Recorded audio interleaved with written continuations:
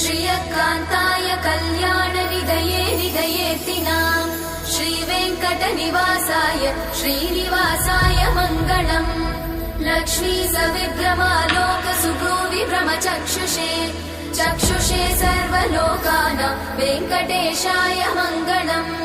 श्रीवेङ्कटाद्रिशृङ्गाग्रमङ्गलाभरणाङ्ग्रये मङ्गलानां निवासाय श्रीनिवासाय मङ्गलम्। सर्वावयव सौन्दर्य सम्पदा सर्वचेतसां सदा सम्मोहनायास्तु वेङ्कटेशाय मङ्गलम्। नित्याय निरवध्याय सत्यानन्दचिदात्मने सर्वान्तरात्मने श्रीमद् वेङ्कटेशाय मङ्गलम्। स्वतः सर्वविदे सर्वशक्तये सर्वशेषिने सुलभाय सुशीलाय वेङ्कटेशाय मङ्गलम्।